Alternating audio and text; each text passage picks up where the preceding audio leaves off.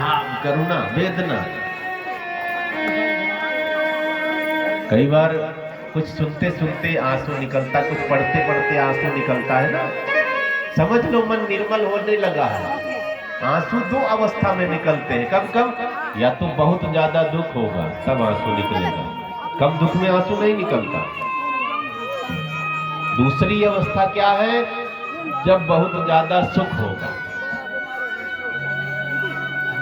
तभी आंसू निकलेगा। और जितना आंसू निकले समझ जाओ छन्नी लगी है, मन की सफाई चल रही है। इसलिए मन कहे ना कि बैठ करके भगवान के सामने रो लिया करो। संसार जब रुलावे तो उनके सामने ना रो, वो तो खुश हो जाएंगे, अच्छा हुआ मैंने डांटा, रो रहा है। उनके सामने नहीं रोना है, भगवान के सामने। मेरे गुरु जी तो यहाँ तक कहते थे, झगड़ा करना तो भगवान से, गाली देनी तो भगवान को, है प्यार करना तो भगवान से, बाकी सब मिथ्या, ब्रह्म सत्यम जगत मिथ्या।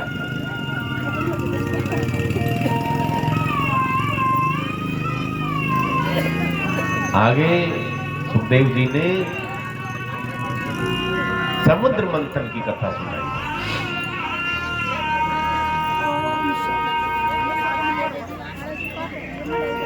राजा बलि ने देवताओं को मार मार करके स्वर्ग को अपने अधीनस्थ कर लिया है, स्वर्ग को अपने बस में कर लिया राजा बलि ने। ये राक्षसों के राजा है। देवता दर दर भटक रहे, भगवान के पास गए, भगवान ने कहा सागर मंथन करना पड़ेगा। सागर मंथन अकेले नहीं होगा, राक्षसों से संधि करो। भाई कोई बड़ा काम हो ना तो दुश्मन को भी मिलाना पड़ता है, मित्र को भी मिलाना पड़ेगा। गांव में या कहीं बड़ा काम होता है तो सब मिल करके काम कर देते थे, अब तो रुपया पैसा मजदूर मिल जाते हैं।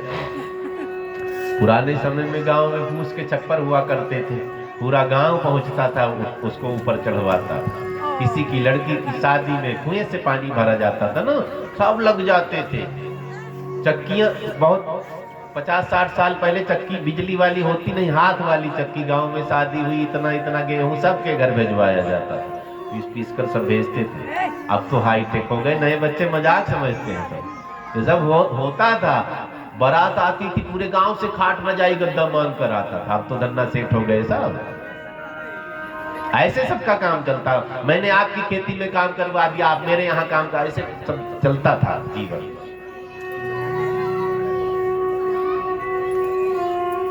सागर मंथन की बात ब्रह्मा जी ने देवताओं से कही है, लेकिन अकेले तुम देवता थोड़ी संख्या में हो, एक काम करो, राक्षसों से संधि करो, सागर मंथन करो, अमृत निकलेगा, बाद में देखेंगे। और राजा बलि के पास इंद्र गए कि हम भले ही दुश्मन है भैया, लेकिन हम सब मिलकर सागर मंथन करेंगे। हमें पता चला समुद्र में अमृत है, जब अमृत निकलेगा तो सब मिलकर के पी लेंगे, अमर बन जाएंगे। अब राक्षस तो पहले ही अमर बनना चाहते हैं। राक्षस थोड़ी पूजा करते हैं, एक ही चीज ब्रह्मा जी से मांगते हैं, अमर बनाओ बाबा, बस। खाली मंथन करने से अमृत पीने के लिए मिल जाएगा, अमर बन जाएंगे, तो जब तक करने की क्या जरूरत है, चलो सागर मंथन करें। राक्षस लोग भी संधि को मान जाते, प्रस्ताव स्वीकार कर लेते हैं। सबके सब सागर के पास आए। सागर में रतन भरे पड़े रहते, आज भी बहुत रतन भरे पड़े। जितना सोना धरती पर नहीं है, उससे कई गुना ज्यादा समुद्र में है सोना।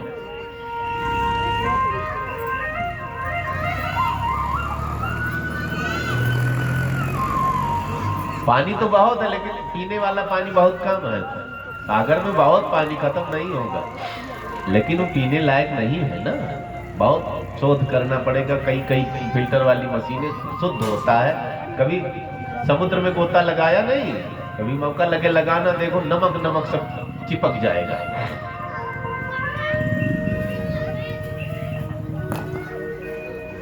अगर भोजन बनाओ ना, नमक की जगह इतना साफ समुद्र का पानी डाल दो, नमक ज्यादा ही हो जाएगा सब्जी में।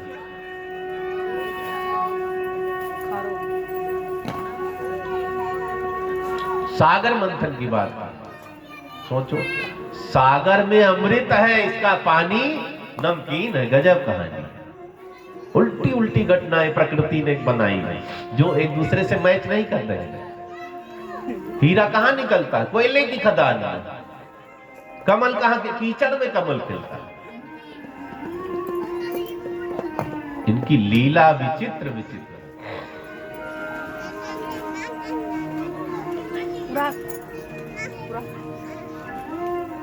सागर मंथन के लिए सब सागर के किनारे खड़े हो जाते हैं। अब मंथन किस चीज से किया जाए? माताएं बहनें नदी मंथन करती है ना। अब तो बिजली वाली आ गई, बटन दबाओ सब फटाफट है।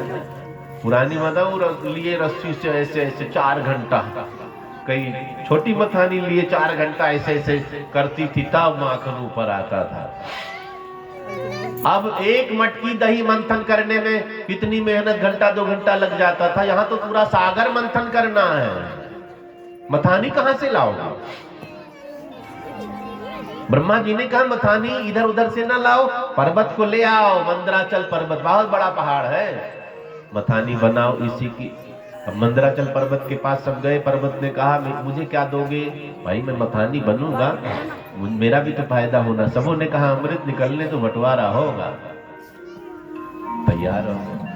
अब रस्सी कहां से लाओ इतनी बड़ी? तो पहले इतनी सुविधा थोड़ी ना होती थी, जाओ दुकान से खरीद लाओ। हर चीज पहले कठिन था। अब रस्सी कहां से लाई जाए इतनी बड़ी? ब्रह्मा जी ने कहा वासुकी नाग को ले आओ। बोले बाबा के गले में पड़े हैं ना, ले आओ।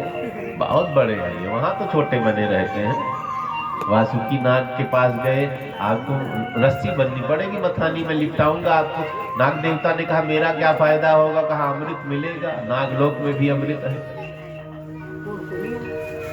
तैयार हो गए फटाफट। सांप को लपेटा जाने लगा तो भगवान ब्रह्मा ने देवताओं से कहा कि पहले सिर के तरफ, सांप के सिर के तरफ खड़े होना। क्यों? राक्षस लोग झगड़ा करेंगे। जब सिर के तरफ हुआ आने को तैयार हो तो पूंछ के तरफ चले जाना, क्योंकि जो सांप के मुंह के तरफ रहेगा सांप आग उगलेगा, काले हो जाएंगे, विष उगलेगा। जब मंथन होगा ना तो दर्द होगा। तो जब देवराज इंद्र ने सांप के तरफ मुंह के तरफ खड़े होकर के कहा मैं तो मुंह के तरफ रहूंगा, राक्षस उल्टे। राक्षस ने कहा हाँ पूंछ अशुभ होती, हम लोग मुंह के तरफ रहेंगे। देवताओं ने फट से पूंछ पकड़ ली। अब मंथन उठा कर लेकर जा रहे थे पर्वत को ना, पर्वत गिर गया, दब गए कुछ लोग उसमें। प्रभु रक्षा करो, प्रभु रक्षा करो। भगवान ने गरुड़ को भेजा है, गरुड़ ने पंजे से उठाया है, सागर में स्थापित कर दिया। अब रस्सी पकड़ पकड़ करके खड़े गरुड़ देवता लिए। जब तक रस्सी न बांध लो तब तक बता मैं लिए खड़ा हूँ। फड़फड़ा रहे पंख, पंजे से पकड़े हैं। जब रस्सी बंध गई दोनों तरफ सब रेडी हो गए, तैयार हो गए। हाँ महाराज छोड़ो, हम मंथन करने के लिए रेड तैयार है। अब तो जैसे पर्वत को छोड़ा है गरुड़ ने, पर्वत तो सागर में जाने लगा। रस्सी पकड़े भी खींचते चले जा रहे हैं। अमर होना है तो बाद में होंगे, जब जिंदा रहेंगे तब तो अमर होंगे, अब तो निपट लिए तो। प्रभु रक्षा करो। भगवान तुरंत प्रकट हो जाते हैं। आज मेरे भगवान ने कछुए का रूप धारण किया। बोलिए कच्छप भगवान की जय। 24 अवतारों में इनका भी नाम है। अपनी पीठ पर रख लिया है सागर को। कछुए की पीठ पत्थर जैसी होती है ना, देखा है? पत्थर होता है समझ लीजिए, है तो हड्डी ही। कई लोग कहते हैं इसकी पीठ पत्थर की क्यों हो गई? यही कारण था कि पीठ पर पत्थर रखना था। भगवान पत्थर की पीठ लेकर के आ गए, कमठ पीठ। कछुए को संस्कृत में कमठ भी कहते हैं, कमठ। भगवान कछुआ बनकर आए। कच्छप भगवान की जय। अब पर्वत टिक गया, मंथन प्रारंभ हो गया। मंथन आसान नहीं होता है। किसान खेत में अन्न पैदा करता है, आसान है। थाली में तो आसान दिखता है, गटर गटर गटका जाओ, लेकिन थाली तक कैसे पहुंचा है ये पता लगाओ, तब पता चलेगा। एक एक पैसा मालिक ने, बाप ने कैसे कमाया है, कमाए उसको फैक्ट्री में जाकर एक आध बार देखो तो। कभी मालिक ने गाली दे दी, कभी वर्कर ने गाली दे दी, तू मैं चलती, सबका सुनता सुनता तब 10-20 हजार महीना कमा कर लाता। बच्चे तो उनको 5,000 महीना खर्चा चाहिए, बैलो ही नहीं। पर्स में भरा देख लिया, सोचते ऐसे पिताजी ले आए होंगे, लॉटरी लग गई होगी। कुछ आसान नहीं है।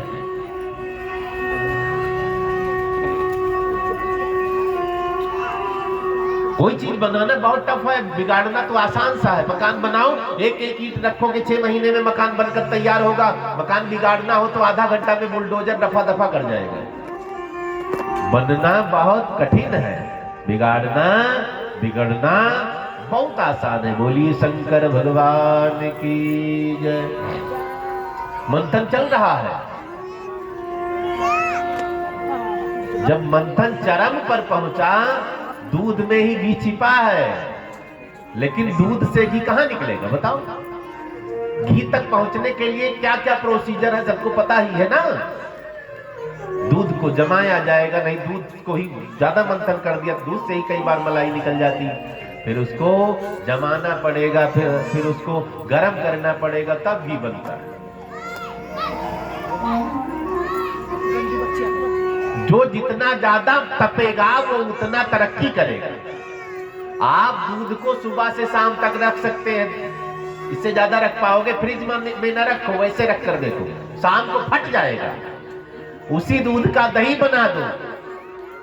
दूध तो एक दिन में खराब, दही बना दिया तो 3 दिन। 3 दिन बाद गजब महकने लगेगा, समझ लो। दही खराब नहीं मानते हैं सब, लेकिन हो जाता है। थोड़ा शक्ति बढ़ी, दूध एक दिन में, दही 3 दिन में खराब होगा। दही को मक्खन निकाल लिया, मक्खन लगभग 1 हफ्ता चल जाएगा। उसी मक्खन को जब तपाया गया, खौलाया गया, उबाला गया, ताप दिया गया, घी निकला। घी को रख दो, 1000 साल खराब नहीं होगा। 1000 साल नहीं खराब होगा, जैसे रखोगे वैसे निकालो। अगर स्वाद बदला, गर्म कर दो, फिर वैसे हो जाएगा। तो जो जितना अधिक तपेगा वो उतना अधिक टिकाऊ होगा, जो जितना अधिक संघर्ष करेगा उतना अधिक तरक्की करेगा। बोली शंकर भगवान की जय। इसलिए मेहनत से पीछे नहीं हटना। मेहंदी रगड़ते रहो, अपने आप कलर बढ़ता चला जाएगा। भांग रगड़ते रहो, अपने आप नशा बढ़ता चला जाएगा। अभी हम आप कई रिश्तेदारियों में जाते, कोई इतना बादाम रख दे, ले आप बैठ करके इतना बादाम चबा सकते हो, इतना बादाम, कुछ नहीं बिगड़ेगा। रगड़ करके 4 बादाम खाओ, महाराज लोहा बनोगे, भिगा कर रगड़ कर। तो संघर्षण बहुत फल देता। अति संघर्षण करे जो कोई, अनल प्रगट चंदन ते हो। चंदन की लकड़ी रगड़ो तो आग निकल जाती है। कई बार आपने कुआं देखा होगा ना, रस्सी ने पत्थर को काट रखा है। रस्सी की इतनी हिम्मत, पत्थर को काट दे? हाँ, रोज रगड़ती रही, मैं काट करके तब मानूंगी। काट डाला एक दिन पत्थर को। रसरी आवत जात ते सिल पर परत निशान। मंथन चल रहा है। मंथन क्यों करना शुरू किया? अमृत के लिए। लेकिन क्या निकला? सबसे पहले क्या निकला था? जहर।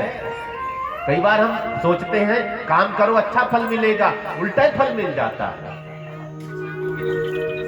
सागर मंथन हुआ अमृत के चक्कर में, लक्ष्य था अमृत, लेकिन निकल आया विष। विष भी मामूली नहीं, आग निकल रही है उसमें से। लोगों ने कहा ये क्या है? ये तो आग निकल रही है, विष है, जो इसके चपेट में आएगा तुरंत साफ हो जाएगा।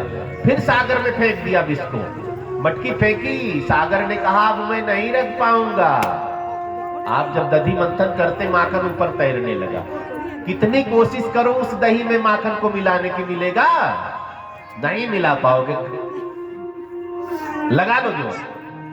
तो जब सागर से मंथन हुआ, रतन निकल गया, मक्खन निकल गया, वो जहर निकला, अमृत निकला। सागर ने कहा भैया अब मैं नहीं रख पाऊंगा, तुम जाना। उस जहर को धरती में दबाया गया, धरती को फाड़ करके भी बाहर निकल आया।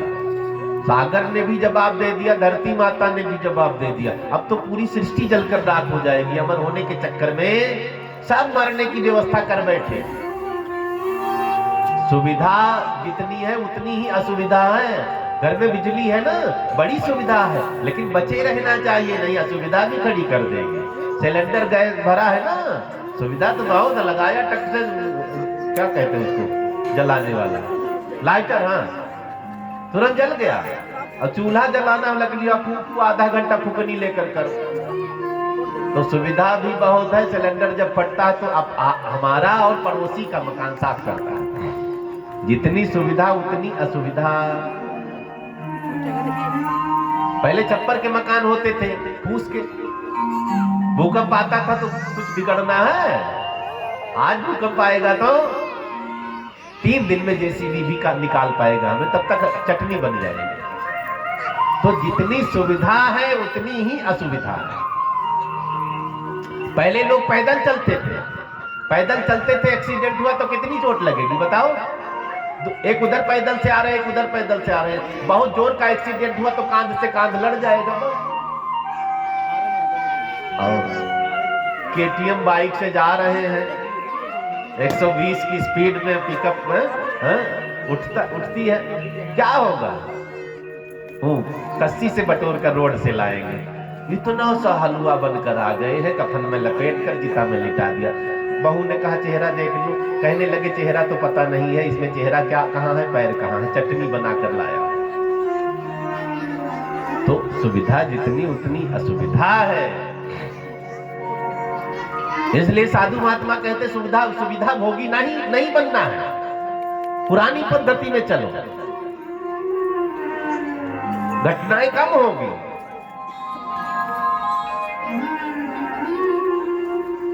जहर निकला है, सब भागने लगे, अब क्या होगा, सब मर जाएंगे जो नजदीक रहेंगे। ब्रह्मा जी ने कहा क्या करूं, ये तो उल्टा हो गया, हमने भी नहीं सोचा था कि ये होगा। भागते हुए सबको ले लिया ब्रह्मा जी ने। चलो अब एक ही रक्षक है, कौन? बोले बाबा, और कोई नहीं बचा पाएगा इस जहर से। सब के सब भगवान शिव के पास, त्राहि माम रक्ष माम शरणं, रक्षा करो प्रभु, तुम निराले देवता है। क्या हुआ बाबा? ब्रह्मा जी ने कहा जहर निकला है, अब पूरी सृष्टि जलकर राख हो जाएगी। हमने सोचा था अमर बनाऊं देवताओं को, अमर कौन बनेगा, जब जिंदा रहेंगे तब तो अमृत पिएंगे। खाली यही नहीं, पूरी दुनिया जल जाएगी, धरती चूर चूर हो जाएगी। अगर कुछ क्षण ये जहर रह गया धरती पर तो धरती चूर चूर हो जाएगी। भोले बाबा ने कहा मुझे क्या करना है? ब्रह्मा जी ने कहा आप जहर पी लो, आप बचा लोगे। अब मैं आपको कहूं जहर पी लो तो कहोगे महाराज पागल समझ रहे हो, मैं जहर पीऊंगा? पत्नी ने कह दिया तो फट से पी लेते। हाँ, थोड़ा पत्नी ने डांटा, तुरंत खरीद कर लाए, पिए बैठे गेहूं के खेत में, निपट जाऊंगा तब जाऊंगा।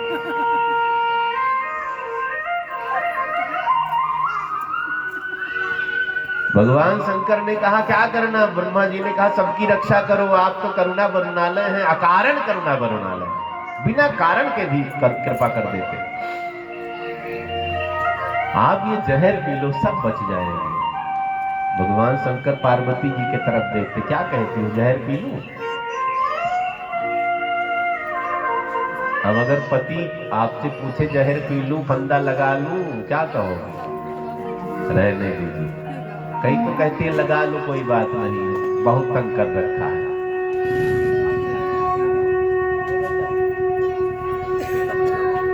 भगवान शंकर ने कहा पार्वती कहेगी तो पीऊंगा जहर। अब वो क्यों कहेगी? अपना सुहाग कोई बिगाड़ेगा? हर सती स्त्री की यही इच्छा होती है कि मैं पति के कंधे पर लदकर शमशान जाऊंगा। हर सती महिला की यही अंतिम इच्छा होती कि मेरा पति मेरा श्रृंगार करे जब मैं मरूं, और कंधे पर लाद कर शमशान ले जाए, मेरे चिता को अग्नि दे। सब पत्नी की यही इच्छा होती है। संयोग है कोई पति पहले चला जाता है, लेकिन इच्छा सबकी होती है। सबकी उम्र अलग अलग निर्धारित है, कई बार पति जल्दी चला जाता, कई बार पत्नी जल्दी चली जाती, लेकिन हर महिला की सती की इच्छा यही होती है। पार्वती जी से भगवान शंकर ने कहा अगर तुम कहो तो पी लूं। अब ये चक्कर में पड़ गई, पत्नी जहर कैसे पिलाएगी? एक को पिला दिया था। एक छोटी सी कहानी सुन लो। एक भगत जी हॉस्पिटल में पड़े थे, जहर पिला दिया था किसी ने। डॉक्टरों ने कहा 1 घंटा आप जिंदा रहोगे, जहर फैल चुका है। अब खुला छोड़ दिया, सब मिलो भैया इनसे, अब 1 घंटे के मेहमान है, सब मिलो। सब मिल चुके।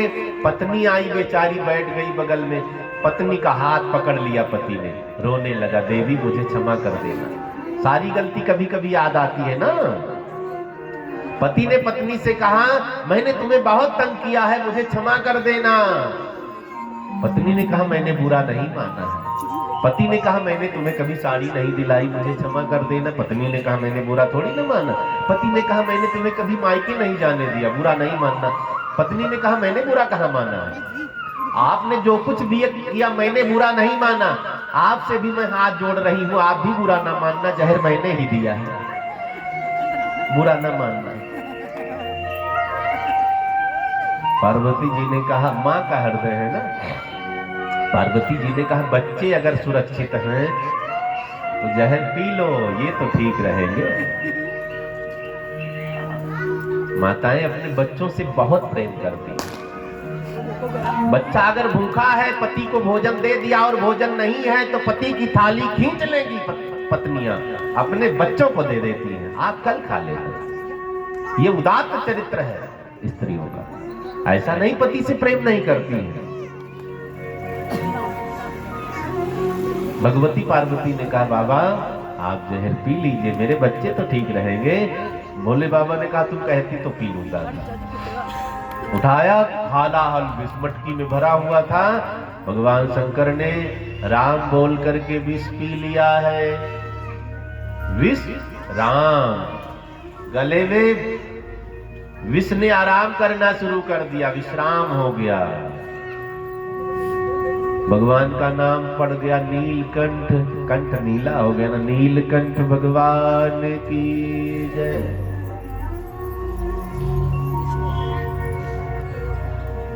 आंख बंद है, जहर बहुत भयानक था। भगवान शंकर जहर क्यों पीते? हम सबकी रक्षा के लिए तो पिया है। भगवान शंकर कहते, तुम जहर नहीं पचा पाओगे, जहर निकले तो मुझे दे देना, क्योंकि मैं पचा पाऊंगा। लेकिन यहाँ भक्त उल्टे हो गए हैं, उल्टा जहर भोले बाबा पर चढ़ा चढ़ा कर पीने लगे हैं। भांग, धतूरा, दारू, शराब, हुक्का सब पीने। हुक्का चलो हरियाणा का सब किसान है, ये तो नशे में नहीं आता, ये तो दवा है। तो भगवान शंकर ने ये सब क्यों लिया है? कहीं नहीं लिखा भोले बाबा ने गांजा पिया, कहीं नहीं लिखा भोले बाबा ने धतूरा पिया है। ये सब ठंडा होता है, इसकी धार, इसका घोल भोले बाबा के ऊपर चढ़ाया गया है। क्यों?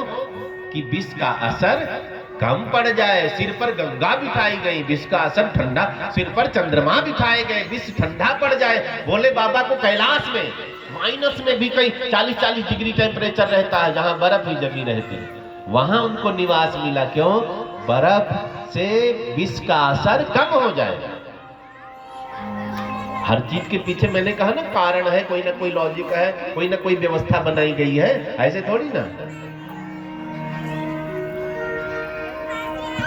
तो भगवान शंकर ही विष पचा पाएंगे। भोले बाबा कहते हैं, तुम्हें संसार का जहर पचाने की जरूरत नहीं। जब अंदर दुख का जहर हो तो लोटा भरो, मेरे मंदिर चले आओ, चढ़ाओ, सब दुख मेरे ऊपर डाल जाओ, मैं पचा जाऊंगा तुम्हें, मैं निर्द्वंद कर दूंगा, सब दे दूंगा तुम्हें, निश्चित रहो।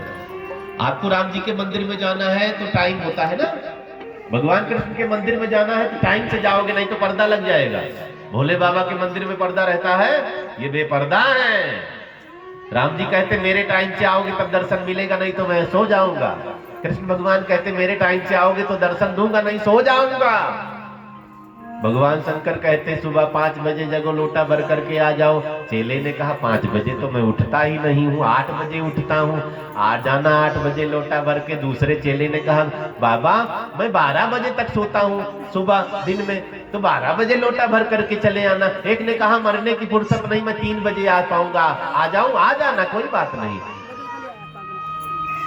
भगवान शंकर कहते तुम मेरा इंतजार ना करो, मैं तुम्हारा इंतजार करता हूं, जब मन करे आ जाना, लेकिन आना जरूर। है कोई इतना बढ़िया देवता? बहुत निराले, क्षणे रुष्टा क्षणे।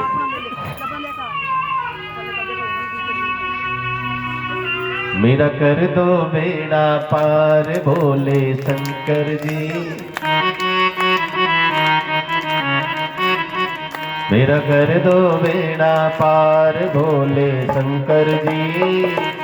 मैं आया तेरे द्वार भोले शंकर जी, मेरा कर दो बेड़ा पार भोले शंकर जी। मैं आया तेरे द्वार भोले शंकर जी। नमः शिवाय नमः शिवाय नमः शिवाय नमः शिवाय नमः शिवाय नमः शिवाय।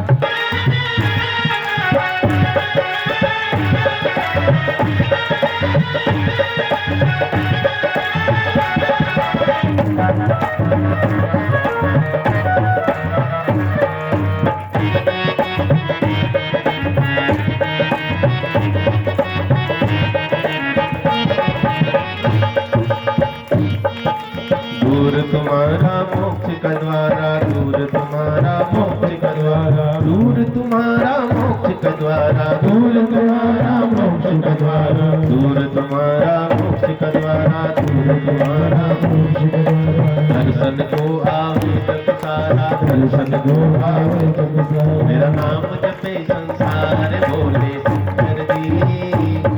मैं आया तेरे द्वार भोले शंकर जी, मेरा कर दो बेड़ा पार भोले शंकर जी। आया तेरे द्वार भोले शंकर जी। जय हो भोलेनाथ। रोज याद कर लिया करो, जीवन का जहर सब छूट जाएंगे।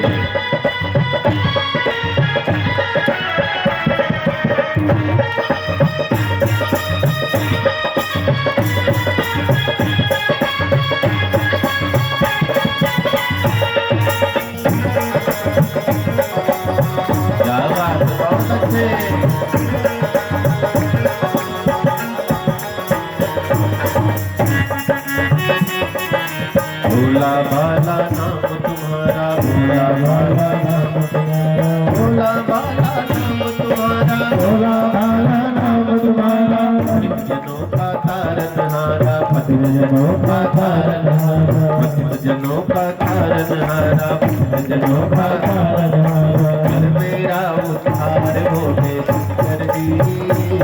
मैं आया तेरे द्वार भोले शंकर जी। भोले शंकर जी, भोले शंकर जी, भोले शंकर जी, भोले शंकर जी। मेरा कर दो बेड़ा पार भोले शंकर जी। तेरे द्वार भोले शंकर जी। जय जय।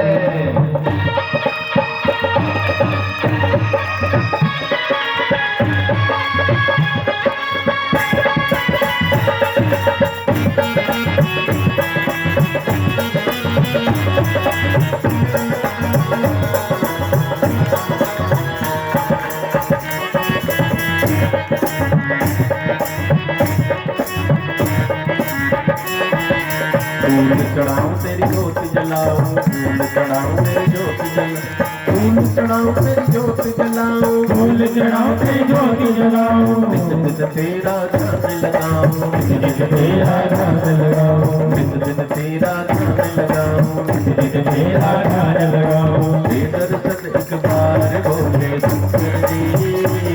मैं आया तेरे द्वार भोले शंकर जी। भोले शंकर जी, भोले शंकर जी, भोले शंकर जी, भोले शंकर जी। मेरा कर दो, मेरा कर दो, मेरा कर दो बेड़ा पार भोले शंकर जी।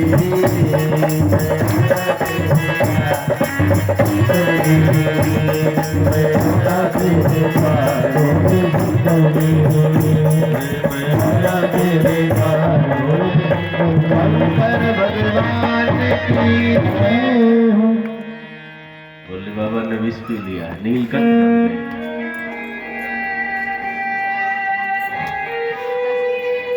सागर मंथन चल रहा है, एक एक रतन निकलते जा रहे हैं। 14 रतन निकले। श्री मणिरंभा वारुणी अमीय शंख गजराज, कल्पद्रुम शशि धेनु धनु, धनवंतर बेसबाज। 14 रतन। विष, चंद्रमा, उच्चैश्रवा, लक्ष्मी मैया भी निकली है। सागर की बेटी बताई गई।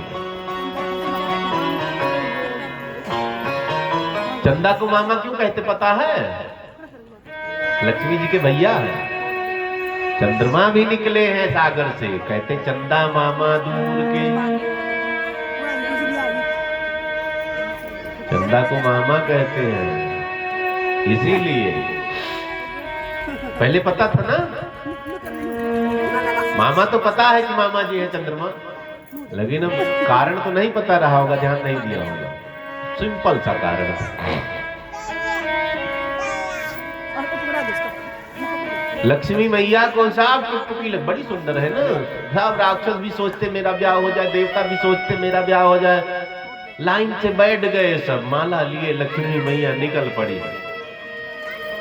सब सोच कहते मुझसे ब्याह कर लो मैं बहुत सुखी रखूंगा, मुझसे ब्याह कर लो मैं बहुत सुखी रखूंगा। अब लक्ष्मी मैया कहती है तुम क्या सुखी रखोगे, लक्ष्मी है तो सब सुखी है ना। भगवान विष्णु कोने में बैठे हैं,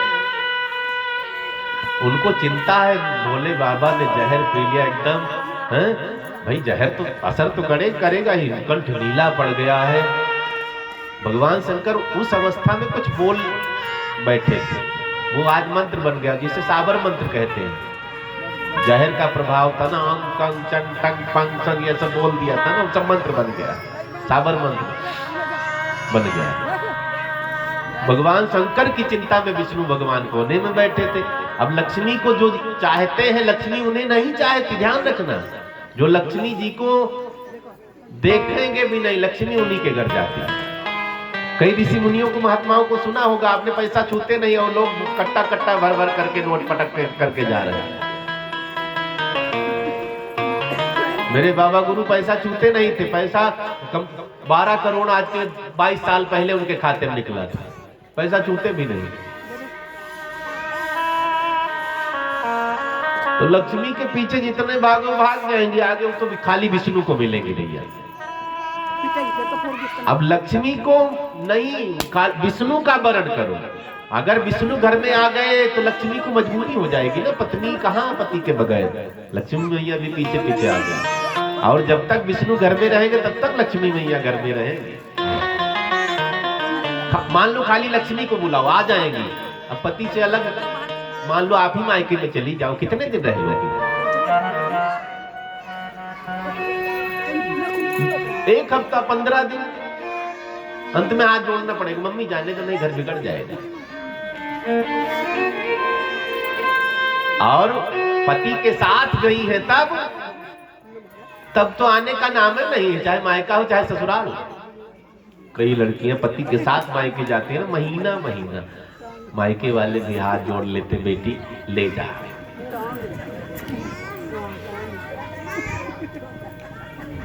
कई दामाद बड़े विचित्र होते हैं ना। एक दामाद जी ससुराल पहुंच गए पत्नी के साथ, तो ससुराल में मायके वाले ना लड़की को सोचते जल्दी ना जाए, दामाद जल्दी चला जाए, तो दामाद जी भी रुके रह गए। अब ससुर जी रोज फलाना ट्रेन इतने बजे जाएगी, धमाका ट्रेन इतने बजे जाएगी, ये अनसुना कर देते हैं। एक दिन की घटना है, ससुर जी एडवांस बुकिंग करा कर टिकट ले आए, बेटा 5 बजे की ट्रेन है। अब तो मजबूरी है जाना ना, लड़की को यहीं रोक दो, होली करके जाएगी। अब दामाद जी चले, ससुर ने कहा इसको छोड़ कर तब आऊंगा। बैग उठाया ससुर ने दामाद का, लेकर पहुंचे। ट्रेन थोड़ा लेट थी, भीड़ ज्यादा हो गई। ट्रेन जब आई तो लोगों ने सीट कवर करना शुरू कर दिया, घुसना शुरू कर दिया। ससुर जी भी ट्रेन में, सीट देखो कहाँ है, आज छोड़ करके तभी आऊंगा। अब सीट देखने के लिए ससुर जी अंदर गए, भीड़ ज्यादा थी, उतर ही नहीं पाए, ट्रेन चली गई। ससुर जी नॉन स्टॉप ट्रेन शताब्दी पहुंच गए सीधा वहीं, और दामाद जी शाम को फिर घर आ गए। क्या हुआ पापा, कहाँ? वो तो चले गए ट्रेन में, जिनको जाना था वो लौट आए हैं। दामादों से भी निवेदन है ज्यादा दिन ना रुकना। जब दामाद नए नए हैं ससुराल में पहले दिन आते हैं, 5 तरह की सब्जी, हलवा, चटनी, पूरी, पकौड़ी हैं। 2-3 दिन तक खूब खातिरदारी, लेकिन पता चला हफ्ता रहेंगे सब सब्जी हटा दिया, खाली दाल रोटी दे दो। और एक आध हफ्ता रह गए, दाल रहने दो, प्याज रख दो, नमक रख दो, वो मोटी सी रोटी जो कुत्ते को खिला दिया। कहीं दामाद जी महीना रुक गए तो क्या कहते साले साहब, चलना है, थोड़ा सा जीरी में घास हो गई, निकाल कर आएंगे तब रोटी खाएंगे।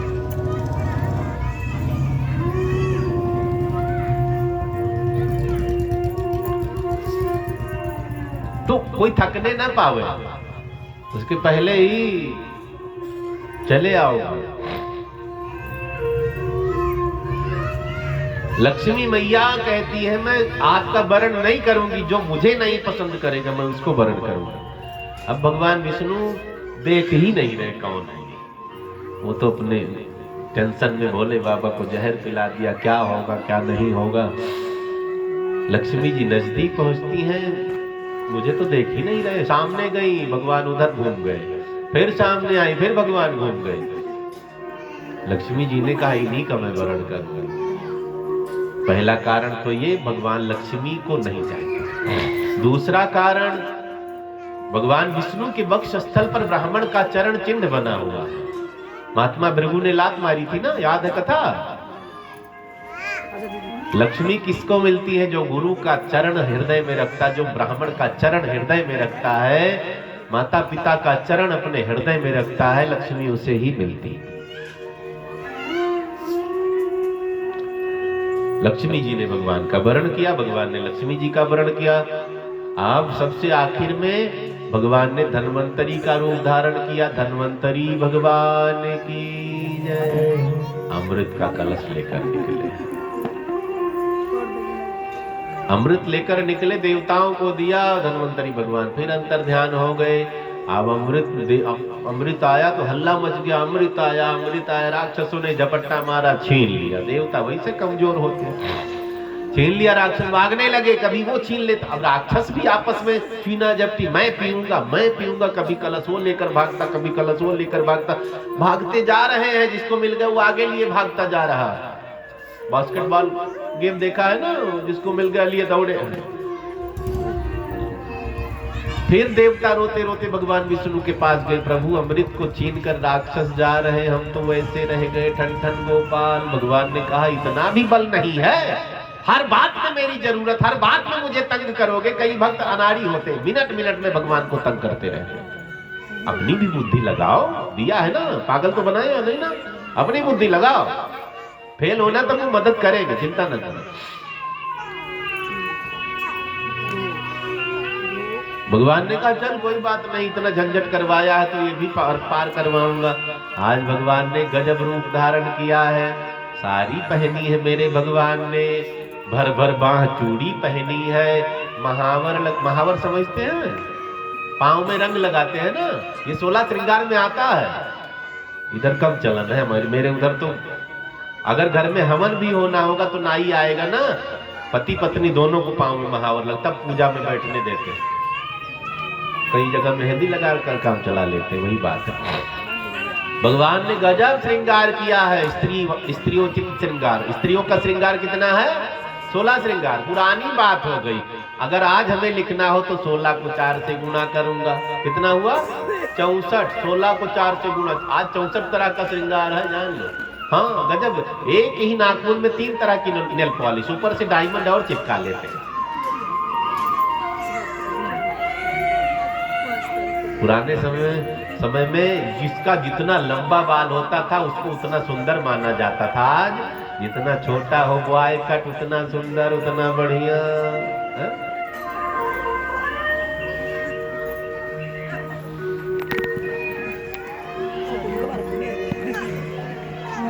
ध्यान रखना।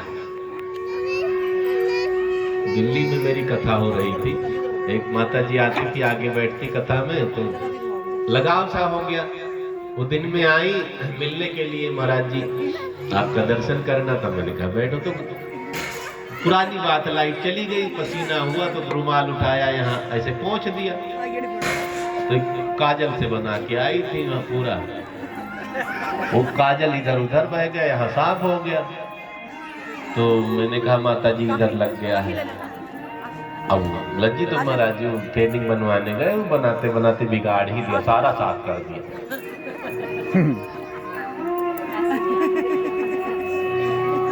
सावधान रहना, कहीं सारा साफ कर दे धोखा हो जाए। भगवान स्त्री बनते हैं। मोहिनी भगवान की जय। हम सबके लिए भगवान स्त्री बने, देवताओं के लिए भगवान स्त्री बने हैं, मोहिनी रूप धारण किया है।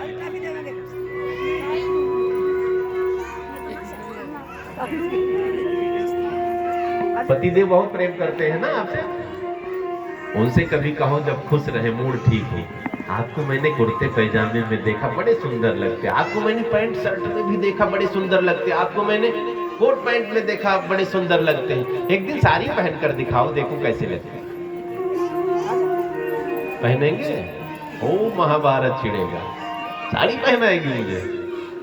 भगवान ने देवताओं के लिए साड़ी पहन ली। मोहिनी भगवान की जय। जिधर राक्षस जा रहे थे भगवान उधर ही प्रकट हो गए, मटकते हुए जा रहे हैं, कमल का फूल लिए घुमाते हुए मटकते हुए। क्या कहते, कैटवाक? हाँ, बिल्ली के जैसा। आजकल तो इसकी भी क्लास होती, कैटवाक करने वाली। हाँ, बिल्ली जैसी चाल। भगवान मटकते हुए जा रहे हैं। राक्षसों ने देखा घनघोर जंगल में अकेली इतनी सुंदरी कहां से। विश्व मोहिनी, मोहिनी नाम ही भगवान का पड़ा। मोहिनी माने मोहित कर दो। राक्षसों ने घेर लिया, मेरे से ब्याह कर लो, मेरे से ब्याह कर लो। भगवान ने कहा अच्छा बताओ, ब्याह तो बाद में करो, लड़ क्यों रहे हो तुम लोग? राक्षसों ने कहा सागर मंथन किया था, अमृत निकला था, ये कहते मैं पीऊंगा, वो कहते मैं पीऊंगा। भगवान ने कहा बांट करके पी लो। एक ने कहा आप ही बंटवारा कर दो। तो भगवान ने सावधान किया, राह चलती स्त्री पर भरोसा नहीं करते, ठग लेती है।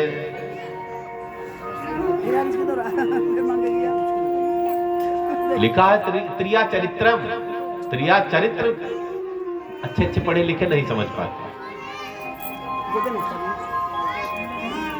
कई माताएं बड़ी धर्मात्मा, कई माताएं महाराक्षस होती हैं।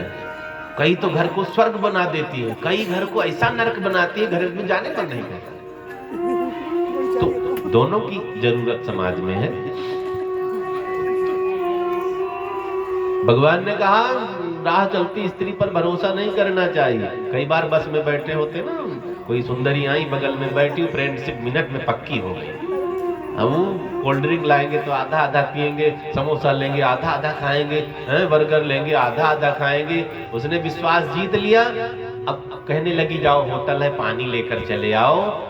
तो पानी लेने गए, आगे वाले गेट से पर्स रखकर चले गए, पर्स उठाया वो पीछे वाले गेट से उतर गई। आए तो पता ही नहीं कहाँ चली गई पर्स लेकर। भगवान ने सचेत किया राह चलती स्त्री पर भरोसा नहीं करना चाहिए। राक्षसों ने कहा कोई बात नहीं। तो भगवान ने कहा चलो बंटवारा कहते तो मैं करवा दूंगी भाई। भगवान वापस चले आए, देवताओं की एक लाइन, कहा थोड़ा थोड़ा ये भी पी लेंगे, क्या बिगड़ेगा। राक्षसों ने कहा कोई बात नहीं, आप जो चाहो सो करो। भगवान ने चार चार हाथ प्रकट किया है। चतुर्भुज भगवान की जय। अब साड़ी पहन रखी है ना, चार हाथ दिख नहीं रहा है। बताएं मैंने साड़ी पहनती है या पल्लू लेती है, इसका बड़ा फायदा है। घूंघट का बड़ा फायदा, आंचल का, पल्लू का बड़ा फायदा। कथा में नींद आ जाए ना, नो टेंशन, घूंघट बढ़ाओ नाक बजाओ, किसी को पता नहीं चलेगा। और फायदा घूंघट का बताऊं, मेले में समोसा खा रही है, ससुर जी दिख गए, समोसा खाना बंद ना करो, घूंघट बढ़ा लो, अंदर खाओ गटाकर। बड़ा फायदा है। भगवान ने बंटवारा प्रारंभ किया है। मदिरा भी निकली थी सागर मंथन से, 14 रत्न में मदिरा भी। एक भाई साहब ने कहा महाराज जी ये भी तो 14 रत्न में एक है, इसलिए मैं पी लेता। मैंने कहा उसे पिया किसने था वो पहले जान लो। मदिरा किसको पिलाई थी भगवान ने? कोई बुरा मान जाए, लेकिन यहाँ तो कोई पीता ही नहीं, इसलिए कह दूंगा राक्षसों को पिलाई थी। अच्छे खासे लोग, अभी कोई साधु दिख रहा है जबरदस्ती मदिरा पिलाओ, वो भी राक्षस हो जाएगा। एकदम दुबला पतला चलता हो, लड़खड़ाता हो, बिना दारू पिए बहुत सीधा, दारू पिला दो हाथी को भी कहेगा उठाकर पटक दूंगा आगे। एक शराबी को मैंने देखा कुत्ते से अकड़ रहा था रोड पर, टीप मार रहा था, कुत्ते ने ऐसा काटा 15 टांका लगा। जब होश में आया तब बेहोश हो गया।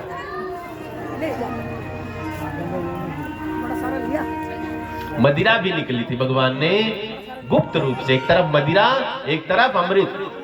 जिधर देवता हैं उधर अमृत बांट रहे हैं। देवताओं को देखकर मुस्कुराते रहते हैं। कई बार मुस्कुराहट में भी अमृत होता है, मुस्कान में भी अमृत है। जिधर राक्षस है उधर मदिरा बांटते जा रहे भगवान। एक राक्षस ने दल बदल लिया, राहु अमृत पिया, सूर्य भगवान पीछे, चंद्रमा आगे, बीच में बैठा था। दोनों ने कहा प्रभु गलत हो गया, राक्षस ने पी लिया। भगवान ने चक्र छोड़ा, मुंडी कटी, लेकिन फायदा कुछ नहीं मिला। अमृत नीचे भी था, अमृत मुंह में भी था, दोनों जिंदा हो गए। राक्षस ने कहा प्रभु मेरे साथ अन्याय किया, मैं तो अच्छा संग करना चाहता था, मैं तो बदलना चाहता था, आपने मुझे मार डाला। भगवान ने कहा तुम अमर हो गए, अब तुम्हारी गिनती देवताओं में होगी। ग्रह कितने हैं? 9 ग्रह हैं। सप्ताह के 7 दिन और राहु केतु मिलाकर 9 ग्रह हो गए। भगवान ने 9 ग्रहों में इनकी गणना करी है। बोली भक्त वत्सल भगवान की जय। चर्चा आगे बढ़ी।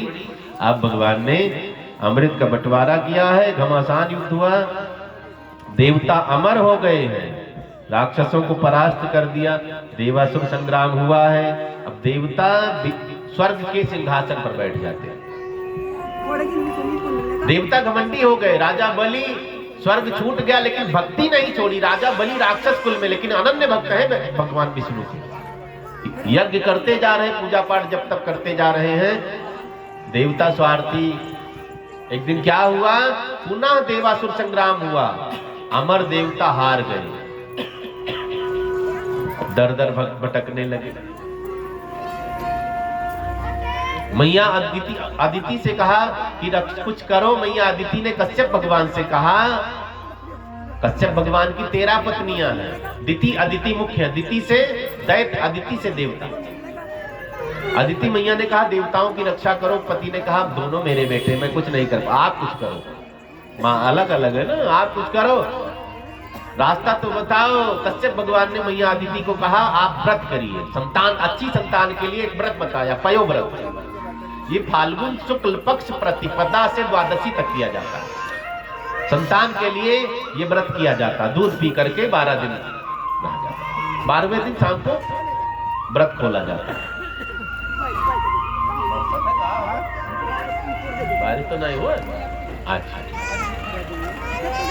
तो फाल्गुन शुक्ल पक्ष प्रतिपदा से चांदन में, पड़वा से लेकर द्वादशी तक ये व्रत किया जाता है अच्छी संतान के लिए। या जिन माताओं बहनों को संतान ना हुई हो वो ये व्रत कर सकती है, या अच्छी संतान की कामना है मन में, वो व्रत कर सकती है, बड़ा फल मिलता है। मैया अदिति ने ये व्रत किया है। समय बीता, भगवान बालक बन करके पधारे, वामन भगवान की जय।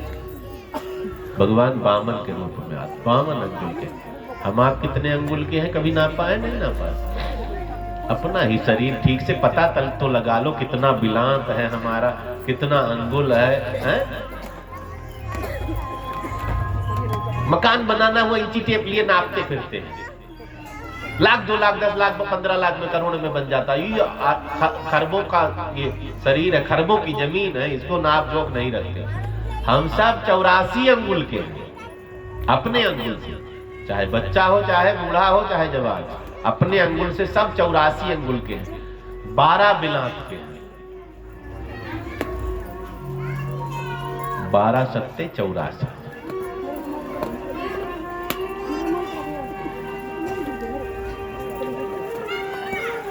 तो भगवान वामन अंगुल के, वामन भगवान बनकर आए, वामन भगवान की जय। इनका दिव्य संस्कार हुआ, यज्ञोपवीत संस्कार हुआ है। यज्ञोपवीत मतलब जनेऊ संस्कार, जनेऊ पहनाया गया। जनेऊ पहनने के बाद भिक्षा मांगना सिखाया जाता है। अब तो जो बड़े आदमी हैं उनके लिए बढ़िया स्कूल है, जो गरीब आदमी उनके लिए घटिया स्कूल व्यवस्था है ना। पुराने समय में आपने कथा में सुना है, जिस स्कूल में भगवान कृष्ण पढ़ते थे उसी स्कूल में सुदामा गरीब ब्राह्मण भी पढ़ता था, और सबको भीख मांगनी पड़ती थी, सबको लकड़ी बीन कर लाना पड़ता था, सबको बर्तन साफ करना पड़ता था, सबको भोजन बनाना पड़ता, सबको गुरु का पांव दबाना पड़ता था। अलग कोई सुविधा नहीं होती, सब लोग श्रेष्ठ बनते थे।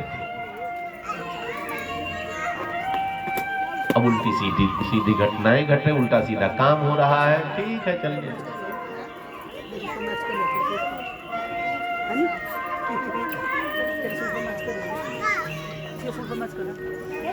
राजा बलि को चलने के लिए भगवान ने ये रूप धारण किया। उस समय राजा बलि के अंडर में पूरा त्रैलोक्य था, बड़े दानी और बड़े बलशाली राजा थे, राक्षसों के राजा थे, लेकिन पूरा ब्रह्मांड उस समय इनके अधीनस्थ था। वामन भगवान यज्ञोपवीत संस्कार हुआ, सबसे भिक्षा मांगते, देवताओं ने अलग अलग भिक्षा प्रदान की, सब भिक्षा ले जा करके गुरुदेव को दिया, बृहस्पति भगवान को दिया है, झोली में डाल दिया। गुरुदेव ने कहा इतनी भिक्षा से काम नहीं चलेगा, तब क्या चाहिए? मुझे त्रैलोक्य की भिक्षा चाहिए, स्वर्ग की भिक्षा चाहिए। कौन देगा त्रैलोक्य? राजा बलि के यहाँ जाओ। भगवान ने कहा ना दे, तब मैं नहीं जानता हूं, त्रैलोक्य चाहिए, गुरु का आदेश है। जल पड़े वामन भगवान। इधर राजा बलि अश्वमेध यज्ञ कर रहे थे, शुक्राचार्य जी आचार्य बने बैठे थे, स्वाहाकार की ध्वनि चल रही थी। अचानक भगवान वामन पधारे, छोटे छोटे पांव हैं, खड़ाऊ चटर पटन चटकाते हुए जा रहे हैं, छतरी लिए माला जपते हुए जा रहे हैं। राजा बलि के जब दरबार में पधारे भगवान, चमत्कार सा हो गया। राजा बलि ने मुड़ करके देखा, दिव्य प्रकाश प्रकट हो गया। बलि ने गुरुदेव से कहा, गुरुदेव इतना प्रकाश कैसे? गुरुदेव ने कहा, लगता सूर्य भगवान मिलने आ रहे हैं, सूर्य नहीं तो चंद्रमा जरूर होंगे, इतना प्रकाश है। भगवान आगे बढ़ते गए। अब क्या देखा? छोटी से ब्राह्मण देवता, मोटी सी चुटिया सिर पर, मोटा सा यज्ञोपवीत पड़ा हुआ है, खड़ाऊ चटर पटर चटकाते, कोपीन बांधे हुए आ रहे हैं। राजा बलि ने छोड़ दिया, स्वाहा करना बंद किया। रुको महाराज, आ रहा हूं। भागते हुए गए, साष्टांग चरणों में लेट जाते हैं, दंडवत कहते हैं इसे। डंडे की तरह गिर जाओ। असली प्रणाम क्या है? दंडवत प्रणाम। देखा है ना मंदिर में लेट कर। स्त्रियों के लिए लेटना नहीं लिखा, पुरुषों के लिए। स्त्रियां आंचल से प्रणाम करती हैं, इसे दंडवत प्रणाम कहते हैं। असली वाला प्रणाम है ये। अब क्या हुआ? राजा बलि को भगवान ने उठाया है। राजा बलि बैठ जाता चरणों में, आज मैं धन्य हो गया, आपने दर्शन दिया, ब्राह्मण देवता पधारे हैं। अचानक कोई ब्राह्मण, कोई साधु दिख जाए ना, समझ लो मंगल मंगल होने वाला। बलि ने कहा, मेरा यज्ञ सफल हो गया। मेरे दरबार में, मेरे दरवाजे पर ब्राह्मण देवता पधारे, छोटे बटु। कई बार आप गुरुकुल में पधारो तो देखो छोटे छोटे बच्चों को, कितना अच्छा लगेगा। मन में आता, काश मेरा बच्चा भी ऐसे ही पढ़ता। तो आते तो भैया संस्कृत का नाम सुन करके बुखार आ जाता है। लोग कहते पंडित है पंडित। अरे पंडित बनना इतना आसान है? गुरुकुल में रहकर देखो, बच्चे जो गुरुकुल में रहते हैं 10 साल के हैं, खेलने की उम्र है, लेकिन वे खेल नहीं सकते। लोग कहेंगे ये पंडित भी खेल रहा है। उनका मन नहीं कहता समोसा खाने का, कहता होगा लेकिन त्यागना पड़ता। लोग कहेंगे होटल में खा रहा है, उनका भी मन करता है हंसूं कूदूं खेलूं नाचूं, लेकिन सब कहेंगे पंडित भी नाच रहा है। कितना मन को मारना पड़ता है इस लाइन में आने के बाद। जैसा तैसा खा नहीं सकते, जैसे तैसे साथ खेल नहीं सकते, जहां तहां बैठ नहीं सकते, जहां तहां सो नहीं सकते। इतना नियम, छोटा सा बालक भी नियम में बन जाता है। ऐसे कोई पंडित बनता है, ऐसे कोई महात्मा बनता है।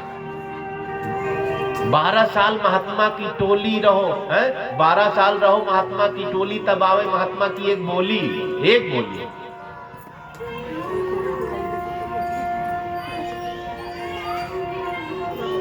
वामन भगवान मगन है एकदम। राजा बलि अपने भाग्य की भूरी भूरी सराहना करने में तो धन्य हो गए। महाराज कुछ मांग लीजिए, आज मैं दान करना चाहता हूं।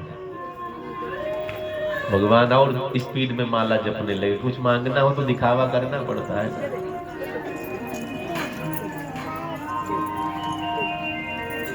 और स्पीड में माला जपने लगे वामन भगवान। बलि ने सोचा बड़ा ज्ञान, बड़ा धर्मात्मा बाबा आ गया है। राजा बलि ने कहा कुछ तो मांगो, कुछ तो मांगो, और स्पीड में माला जपने लगे भगवान। बलि ने कहा महाराज दानियों का खानदान है। भगवान ने माला रख दिया, बोलना पड़ेगा। तो किसी से 1000 रुपए की पर्ची कटवानी है ना, तो 3 पीढ़ी तक बड़ाई कर, आपके दादा भी बड़े दानी थे, हमने सुना है, आपके परदादा भी बड़े दानी थे, आप भी दानी है, दानियों का खानदान। तब महाराज 500 की पर्ची काटना, बिना बड़ा मांगने का तरीका, बिना बड़ाई की कोई देना ही नहीं चाहता। राजा बलि को बामन भगवान ने कहा बलि मुझे पता है तुम्हारे परदादा बड़े दानी थे, महाराज हिरण्याक्ष अपनी उम्र दान कर दी थी भगवान को। तुम्हारे दादा हिरण्यकश्यपु उन्होंने अपनी उम्र दान कर दी। तुम्हारे खास पिता बैरोचन उन्होंने अपनी उम्र दान कर दी। अब ये नहीं कहते सबकी मुंडी मैंने ही काटी थी, रूप बदल करके सबसे मैं मिला हूं। राजा बलि ने कहा इतने छोटे कैसे? बामन भगवान ने कहा चलते चलते पांव घिस गया था, परदादा के समय से चल रहा हूं, सोचो तुम्हारे समय तक मैं आ गया हूं तुम्हारे पास। बलि ने कहा बड़ा ज्ञानी ब्राह्मण छोटा सा है। तो बलि ने कहा प्रभु मुझसे भी कुछ मांग लीजिए। बामन भगवान ने कहा मांगना बंद कर दिया है मैंने। ब्राह्मण को मांगना भी नहीं चाहिए, ध्यान रखना। कई बार मौका लगता है मांगेंगे तो अपने लिए नहीं मांगेंगे। बामन भगवान ने कहा मुझे कुछ नहीं चाहिए। बलि ने कहा कुछ तो मांगो, मैं धन्य हो जाऊंगा। बामन भगवान ने कहा अगर देना ही चाहते हो मुझे 3 पग जमीन दे दो और कुछ नहीं चाहिए। राजा बलि ठट्ठा मारकर हंसने लगा, बात तो इतनी बड़ी बड़ी करते थे, मैंने सोचा बहुत ज्ञानी हैं आप, लेकिन फिर छोटी बात कर दी। त्रैलोक्यपति के सामने 3 पग जमीन मांग रहे हो, आपका बच्चा 2 घंटा तक रोवे। जब आप पूछो क्या हुआ है, वो कहे 2 रुपए की चॉकलेट लूंगा, दिन भर रोवे 2 रुपए की। बलि ने कहा तुम आप तो हद कर बैठे, 3 पग जमीन और कुछ मांग लीजिए। बामन भगवान ने कहा पैर मेरे ही होंगे, अपनी लंबी लंबी टांग से ना नाप देना। पदानि त्रीणि दैत्येंद्र संमितानि पदामम। बोली बाल कृष्ण लाल की जय। दूर दूर से श्रोता पधार रहे हैं, पानीपत से सब पधारे हैं। पूनम बहन जी, मीना जी, आरती जी और हमारे संजय भैया, हाँ ताली बजाएंगे इनके लिए। बोली बाल कृष्ण लाल की जय। अभी आप सबने कथा करवाई भी बढ़िया धूमधाम से।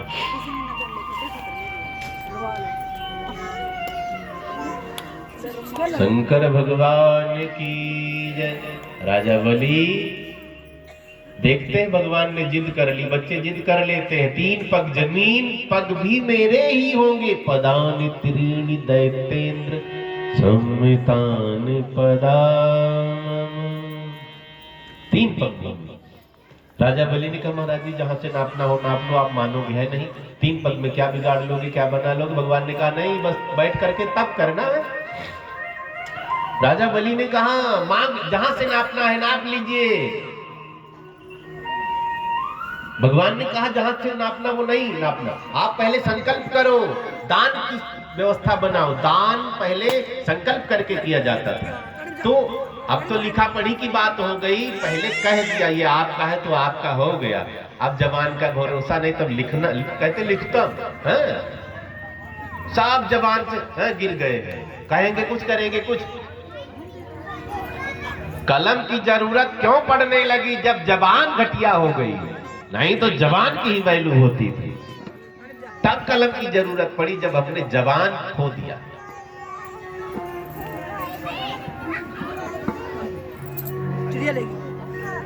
रघुवंशियों का नियम क्या है? रघुकुल रीति सदा चल आए, प्राण जाए पर वचन। सबके जीवन में ये नियम होना चाहिए, सबको वचन नहीं देना, हाँ? और वचन दे देना तो पूरा करने का प्रयास करना भरसक। इसलिए कहते वचन सबको नहीं देना है, देना तो पूर्ण करना है। कई लोग तो फट से लड्डू खिला देंगे, जब लड्डू मांगने जाओगे अभी तो दूसरा आकर खा गया।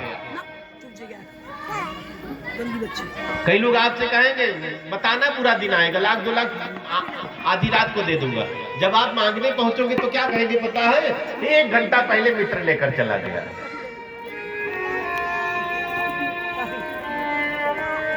इसलिए कम बोलो, नहीं तो जुबान खराब हो जाएगी।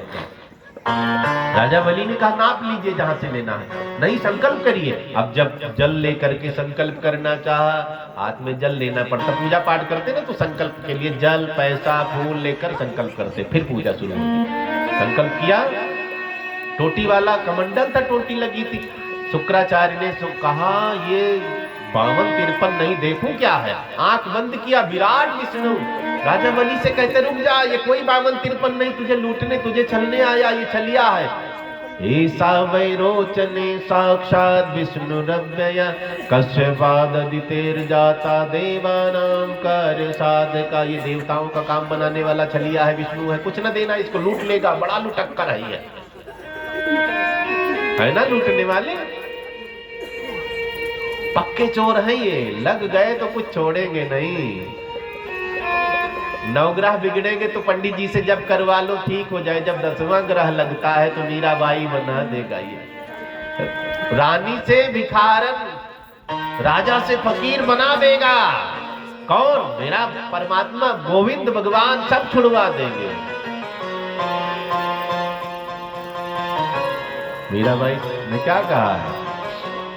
कोई कहता मिलते हैं नहीं मिलते, कोई कहता बड़ा महंगा भगवान, कोई कहता हल्का है, कोई।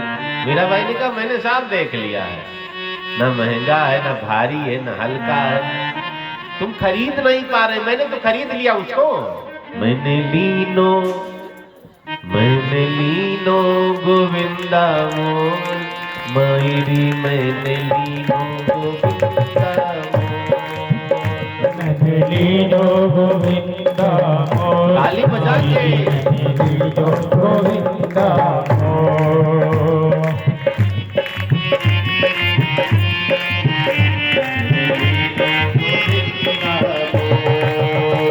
लीनो गोविंदा मोल। ताली बजाओ, सो गए हैं सबका।